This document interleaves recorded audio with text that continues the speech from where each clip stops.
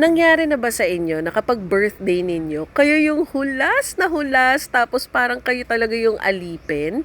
At dahil catering is life, motherhood is lifer, and TikTok is lifest, andito tayo ngayon sa PED-IZA Garden, San Juan, Batangas, and I'm celebrating my 40th birthday. Magluluto tayo today ng gambas al ajillo and isi-share ko sa inyo yung recipe ko kasi this is my version. Habang niluluto ko yung iba pa naming ulam, prepare ko na rin yung uling kasi mag-iihaw din tayo. So mga kamari chef, after natin linisin yung shrimp at tanggalin yung head at saka shell, magme-melt na tayo ng 1 bar of butter sa isang pan and then gagamit tayo ng quality na paprika. So I'm using Carmencita sweet paprika. Just add a generous amount. Tapos gagamit tayo ng Kinder Salt Blend, lemon herb with premium garlic. Add din tayo ng Old Bay seasoning para mag-intensify yung lasa ng seafood kasi tinanggal natin yung head ng shrimp. Mix everything together. Pag tunaw na yung butter, ilagay na natin yung garlic na may balat pa. Gumamit ako ng 2 bulb ng garlic para mas malasa siya. Infuse lang natin yung mga flavors. Huwag natin susunugin yung bawang and then start na natin i-add yung ating mga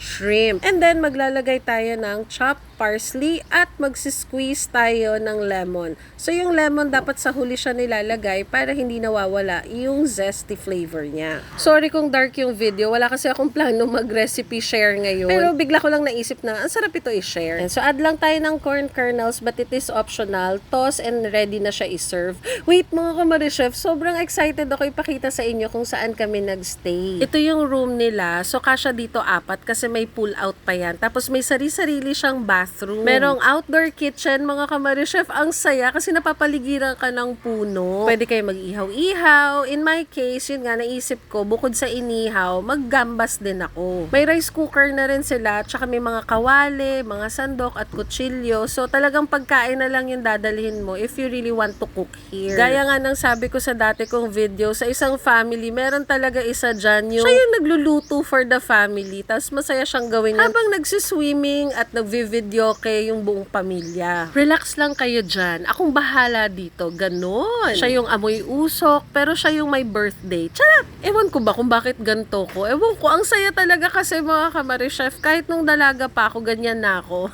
Ayan, so ito na yung mga niluto ko mga kamari chef. And dito kami sa malaking area na nakaharap sa pool. Habang nagdi-dinner kami, ine-enjoy namin yung videoke. Ang ganda ng videoke machine nila. Ang daming kanta. Tapos first time namin mag-asawa, payagan, makatikim yung mga anak ng alcoholic beverages. I know not everyone will agree with me. Might as well they learn it with us and we will teach them the proper threshold than they learn it with someone else. So ayan na mga kamari chef, birthday ko pero ako pa rin ang magliligpit. Kasi gusto ko kinabukasan i-explore or i-enjoy yung iba pang amenities dito sa PED-IZA Garden. Ang cute kasi mga kamari chef, sa likod may 2 pang elevated na kubo tapos may tent sa ilalim tapos yung kubo may balcony and it's air conditioned ha mga kamari chef. So if you really want to have something like a peaceful, relaxing place na experience, tapos sobrang pet friendly pa, sobrang ang saya dito, tapos ang puno niya pa mga kamari chef